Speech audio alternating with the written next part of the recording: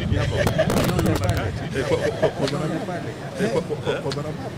could let the pressure. You could let the pressure. You know the drivers fit into. You know the drivers.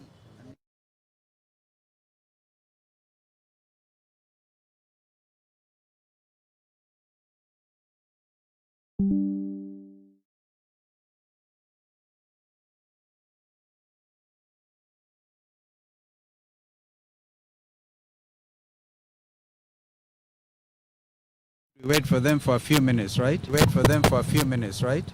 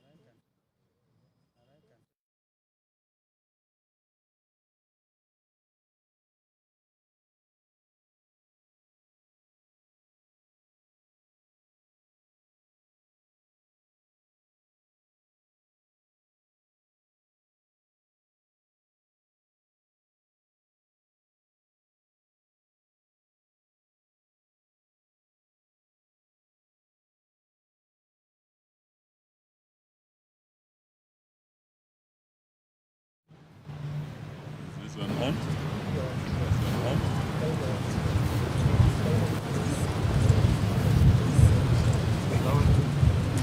Ladies and gentlemen of the press, we have just paid a courtesy call on the electoral independent electoral commission as the united opposition, and we have raised a number of issues.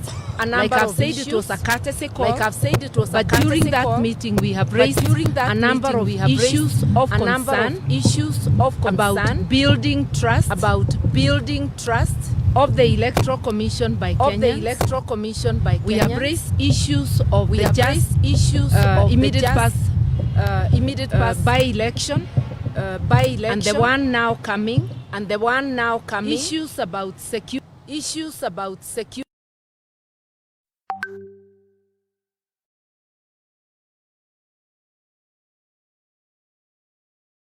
Continuing with the engagement, so we are raising can be attended. We did raise the issue that we were not happy with the process that gave birth to the commission.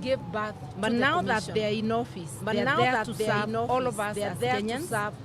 We are all as Kenyans interested in the well-being of this country, and it is in that spirit we raise issues so that they can be looked into, and we can end up having free and fair elections. Let me end there, and one of my colleagues can highlight the issues. Well, we were very candid. As Mother said, we were not happy with the process and the outcome. We started by telling them the perception out there is that this is a William Ruto commission, and we gave them the opportunity to prove us wrong. Not us, the whole country. So we were able to raise issues. We have said it openly, that we are very unhappy with the procurement process of the KIMS kits, the discredited Smartmatic organization, discredited worldwide. As you all know by now, the Carmagos and others, and what has happened in Venezuela recently. They have to give us demonstrable outcomes. So we've agreed we are going to work together and have some technical teams working together in a very transparent, open manner. We reminded them, some of us are seasoned, will come out again here on behalf of the country and Kenyans if they do not deliver on what we have agreed. But we have decided to give them a chance, an opportunity. We clearly are very unhappy with the CEO. We made it clear to them. Let us see what they are going to do.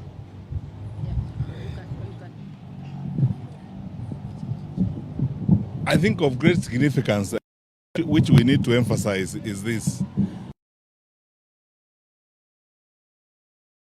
Whatever this, we are, the process that brought this commission on board and so on.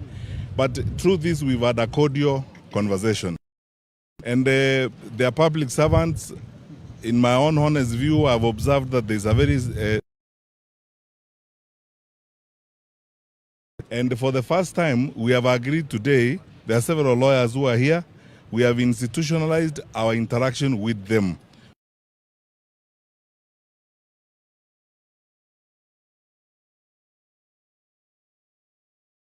So that they can go through all those issues that we raised, blow by blow, and we will have another meeting to go through these issues.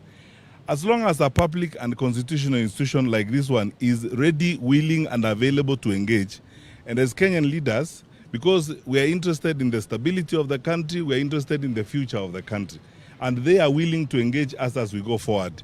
One of us said something very critical, which I need to emphasize here, that as long as they demonstrate and continue to show good faith as we move forward, we will continue to work with them, because this is important for us, important for the country, ultimately important for the stability. There isn't an issue we did not raise.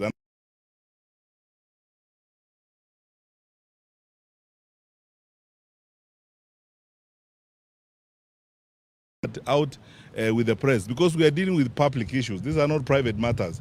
That document will be available, and we will avail it to the public of all the issues that we raised: procurement, security, management of the by-elections, the ecosystem within which we are now preparing for elections. And they have promised us also that they are preparing a national conference on elections 2027.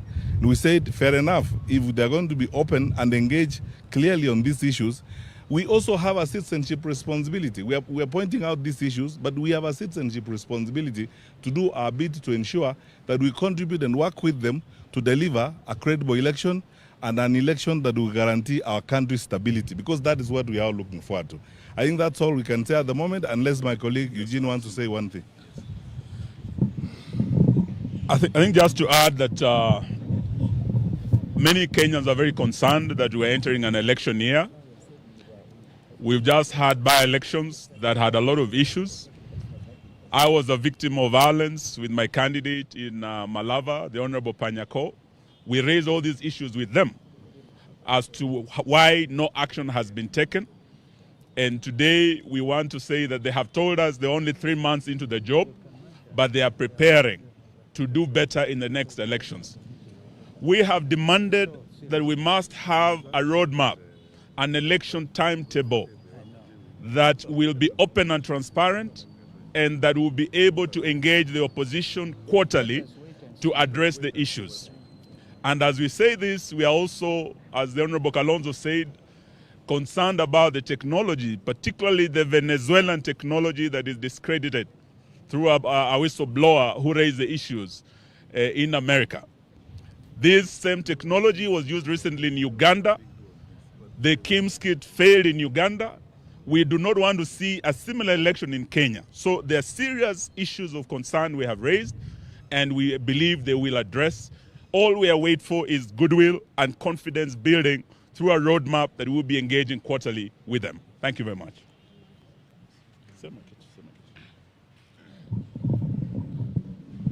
I think we have had a very good engagement, and very solid promise that they'll engage with us and they'll look at the issues, and we have told them we'll continue engaging as long as there's good faith. And we have asked them in the coming by-elections to address the issues of goonism and insecurity that was witnessed in the last by-elections.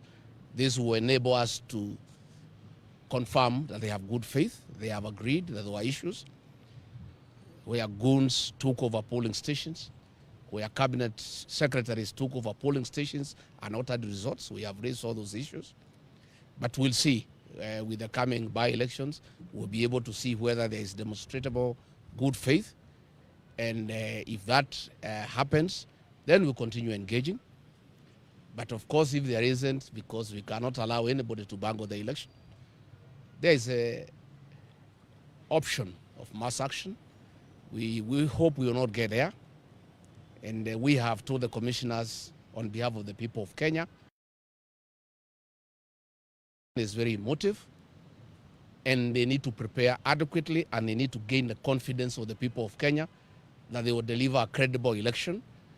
Because if the people of Kenya feel it will not be a credible election, temperatures could rise and we could have a challenge that we don't wish to witness. So let's see. I think let's give them the benefit of doubt. They have really said they are happy that we came. They say the issues we raised are real, they are pertinent. And they have said that mass voter registration will begin on the 29th of March. We have told them we don't think that is enough time. They need to do it for 2 months or 3. They have said they will start with 1 month, which is good. And we take this opportunity to ask the Gen Zs, because the registration has been going on at the constituency headquarters, and most of our young people have financial challenges. Once we have the mass voter registration that will be devolved to the polling stations, we want to ask our young people, the Gen Zs, and the professionals who are not registered before, to go and register and acquire the tool to bring the change that they desire. We want to remind our young people, they have done a lot on the smartphone to tell the people of Kenya we need change. But the real change cannot be achieved in the smartphone. The real liberation of this republic will be achieved on the ballot box, and the tool of that change is the ID and the ballot. So we want to ask our young people, once the mass voter registration is rolled out on the 29th of March, let them come out and register as voters so that they can participate in the next general election and be participants in deciding how they want their country to be governed. Thank you. Thank you very much. We ask you to allow us not to take any questions because of time. We will be with you. There are many other events we are going to talk to you. Thank you. Thank you.